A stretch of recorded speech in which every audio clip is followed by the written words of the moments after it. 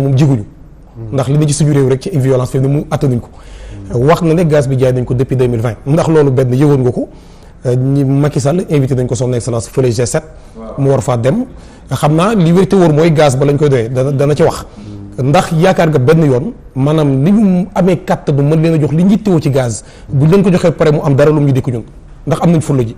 jërëjëf Pape Maguette ginnaaw bi ma la nuyoo nuyu grand Clédor nuyu monsieur Magane ak monsieur Sy. amul solo yow da ngay eggale. di nuyu également sénégalais yi ñuy seetaan. donc par rapport ak sa question bi. man dama jàpp ne fi ñu toll nii. bu ñu remonter un peu l'histoire monsieur l'historien dina xam bu baax lu may wax. nekkul loo xamante ni lu bees la. tolloon nañ fi temps Europe jaaxle woon. dans au 14e 15e siècle ñu def seeni guerre yoo xamante ni ay guerre de 100 ans lu ne. ba amatuñu ay ressources. ci la ñu daw def lu ñuy tuddee exploration.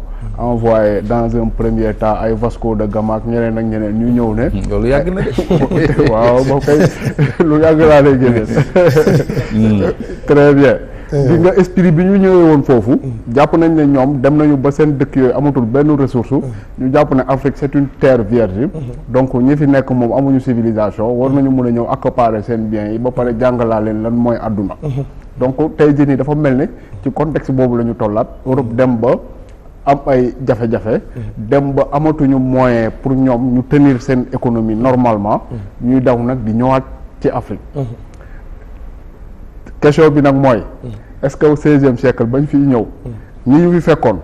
est-ce que bii pas bu ñuy ñëwaat même type doom yi lañu fi fekk. parce que xam nga économie moom mun nga ci wax lu bari.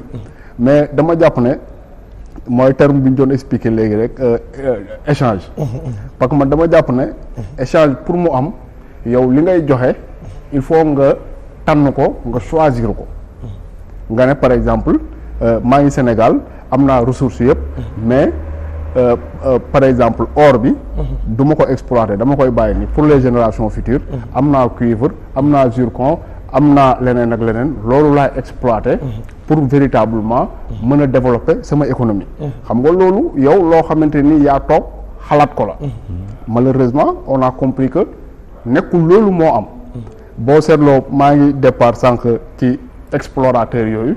mais nu ñu coloniser Afrique c'est en fonction des intérêts des France li nga xamante ni moom loolu la soxla. te soo seetloo Sénégal jékki-jékkiwuñu rek di bay gerte. dañu ko fay indil coton bi Burkina Faso jékki-jékkiwuñ ko rek di ko bay am na nu mu fa demee.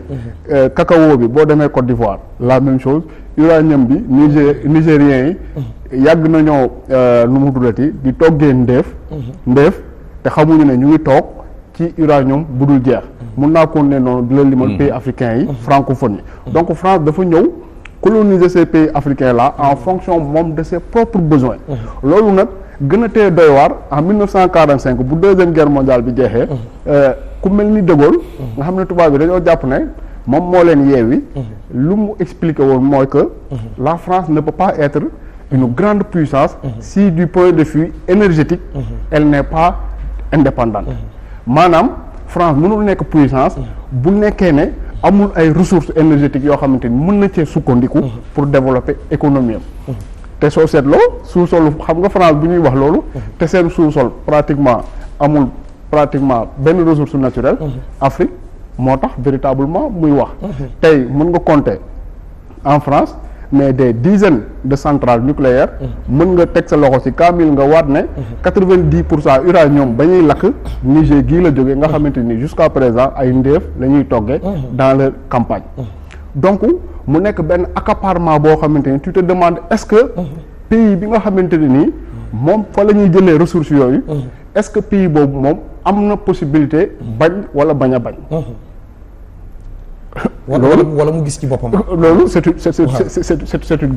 une grande question. parce que man li ma la bëggoon laaj mooy. wax nga sànq ne bi fi ñoom Vasco da Gama ak ñooñu di ñëw ñoom ñëpp ndax nit ñeen ci fekkoon même tibu nit ñooñu lañ ci fekk man damaa jàpp ne duñ ci fekk même tibu nit ñi ndax xam nga fipp moom boo ko xoolee ci marché bi weesoog yu bari da nga gis ne éveil citoyen moom am na nit ñi yeew nañ ci lu bëri waaye ndax li ma la bëgg a laaj mooy jàppoo ne même tibu njiit yañ fi fekkoon ci jamono jooju ñoom lañ fi fekkaat parce que dafa mel ni fii Sénégal boo ko dee seet askan wi wala jeunesse bi dañu gën a sori ci dañuy xalaatee wala ci tolluwaay que seen i njiit est-ce que bu ñëwee duñ fi fekk njiit yoo xam ne nañ leen nangul ci lépp lu ñu bëgg ñoom.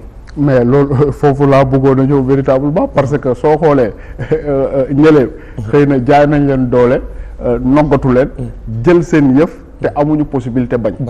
mais aujourd'hui c'est comme l'esclavage bu inversé wu xam nga au départ dañ doon jàpp nit ñi di leen yóbbu par force léegi nit ñi ñooy xaru pour dem mu nekk benn genre renversement loolu exactement moo am parce que au début dirigeants yi nga xamante ne nii pour que train bi tegu fi la jot da cee xeex ba métti mais pour terre bi ñëw fi Macky Sall dafa lalal tubaab bi tapis rouge très bien donc mu nekk benn comment dire benn dichotomie boo xamante ne ni benn contradiction boo xamante ni mën nañ ko ci analyser te Pape Maguette ce n'est pas quelque chose boo xamante ne nii parce que suñu dirigeants yi à un moment donné bu ñu jëlee en compte même l'histoire rek à un moment donné même ñoom bu ñu bëggee changer fusil d'épaule du ñu ko ñemee parce que ils se disent que su ma changer politique rek automatiquement ñu coup d'état ma ce qui fait que yow en tant que dirigeant pour nga sauvegarder sa siège nga toog confortablement da ngay jël les richesses di ko joxe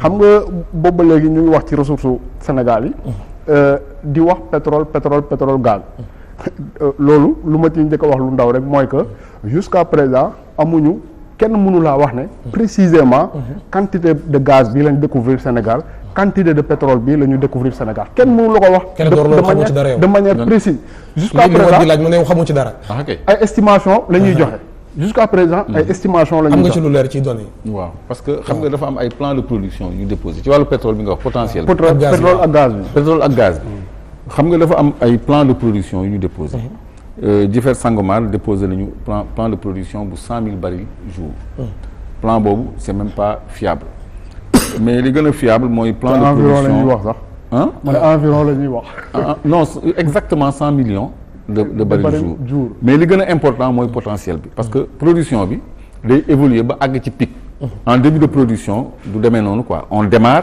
avec 100 000 barils mais après on va évoluer vers un pic mu ngi mel ni gazu Saint-Louis bi ñu ni 2 millions 500 000 tonnes la ñuy démarrer mais on va atteindre un pic de 10 millions de tonnes par an foofu 14 millions et demi de mètres cubes par an la ci mètre cube ou 2 millions 500 000 tonnes par an Sangomar Jifeer mu ngi toog ci potentiel u 5 milliards de barils Casamance li fa nekk ci potentiel ëpp na 5 milliards de barils boo boolee gisements yi fa nekk ñëpp sans compter yeneen gisements yi nga xam ni kenn quantifié wu très bien kenn quantifié wu xam nga dafa mel ni ab teen mën nga ñëw nga ne chaque jour dinaa root benn xandi mais munoo wax quantité ndox bi nekk ci biir waaw loolu yàlla rek ko xam waaw loolu yàlla rek ko xam lu mu fa joxe léegi donc mën nga root xandi ndox nga ne chaque jour ma root xandi ndox mais munoo wax ne lii moo fa nekk ci ndox Macky Sall nag dafa jékki-jékki rek mu ne Sénégal dina ci tirer 700 milliards par an pour man chiffre boobu dafa toog rek xalaat ko wax ko tegu ko fenn benn borom xam-xam wax ko non tegu ko fenn après ma teggil la ko ba mu set tegu ko fenn 700 milliards waaw tegu ko fenn parce que xam nga lu grave mooy li ma la expliqué léegi rek yow tant que xamuloo teen bi ñaata ndox moo fa nekk mënuloo wax ne mètre cube bi waaw très bien bu may jaay ndox mi lii laa ci nangam laa ci mën a très bien xamoo ñaata nga ciy jaay voilà justement donc pour ñu mën a discuter il faut que ñu xam précisément quantité bi ñaata la ba pare ñaata la mais au delà pétrole ak gaz mais Sénégal richesse bu mu am mënoon na tey permettre xam nga France dañ lay wax allocution yoo xamante ni dañ koy jox ñi nga xamante ni liggéeyuñu mais Sénégal li France di joxe mënoon na ko joxe 2 fois te du ko wàññi dara yow déjà un pays boo xamante ne ni de Cap Skirring à Saint-Louis c'est 500 kilomètres mën nga fa napp mën nga fa dawal toutes sortes d'activités au Sénégal comprendre nga nu mu durati ce pays là ñu ne la am na 7 parcs nationaux am na près de 30 réserves naturelles ñu ne la pays boobu à un moment donné bokkoon na ci les premiers producteurs de phosphate. tey suñu phosphatu Maroc. Maroc ci la sukkandiku ba suqali son agriculture ba mu bokk tey. en Afrique yi nga xamante ni ñoo gën a dox. ñu ne la très important. ñu ne la zircon bi. ñoom il prévoit 85 000 tonnes. par an. or bi. en 2020. ñu ngi ci extraire 16,4 tonnes mu nekk l'équivalent de 536 milliards. Fer de Falémé bi bu ñu la waxee ñoom seen estimation. c'est pratiquement 650 millions de tonnes. fer Falémé ëpp na ko ñoom seen estimation. comprendre nga donc Sénégal pays boo xamante ne nii la bu ne woon dañuy séddale. dañu naan ci kuddu yu njëkk yi lañ ko séddale. comprendre te li ma la wax nii. waxuma la fleuve yi nga xamante ni nekk nañ fi. mën a permettre ñu def hydrogène. mën a permettre ñu def agriculture intensive boo xamante ni day dundal non seulement Sénégal. parce que Houphouët-Boigny ñëw na fi ànd ak le président Senghor mu ne ko Casamance bi ça peut def mën na nekk grenier boo xamante ni. Afrique de l'Ouest yëpp mën na leen a dundal. mën na leen dundal donc mu nekk un pays boo xamante ne nii dafa am de réel potentiel te population yi ñoom mënuñu si gis seen bopp parce que or bi ma lay wax nii yëpp day transiter dem bitim réew xam nga la dernière fois maa ngi doon wax ne Sénégal soo xoolee nii muy daw ak publicité bi ñuy def si terre bi da ngay jàpp ne Sénégal ba mu daj benn train moo fiy daw loolu ngay jàpp alors que bis bu yàlla sàkk am train yoo xamante ni ñu ngi traversé Tivaouane di ñëw directement port de Dakar bi bis bu yàlla sàkk lan la ñuy yóbbu lu dul ay ressources Sénégal. te kenn bàyyiwu ci xel. tout le temps. ñu dem ci l'historien Assane Mangane Sénégal toll na foo xam ne xare am na ci Russie ca diggante Russie ak Ukraine bu ko defee nag ñoom ñu wëlbati ku ñëw Sénégal bëgg a jël li ñu moom yóbbu xam naa nag yittewoo nañ ko yittewoo goo xam ne nii. du ñu may dara moom suñu jiitu réew sax d'ailleurs woon nañ ko ci G7 soxlawuñu ko fa li wér te wóor mooy buñ ko yittewul woon ñoom ci wàllu gaz bi duñ ko fa woo parce que daaw ñu ko fa woo d'habitude lan dafay def yi bu demee lu mu fa war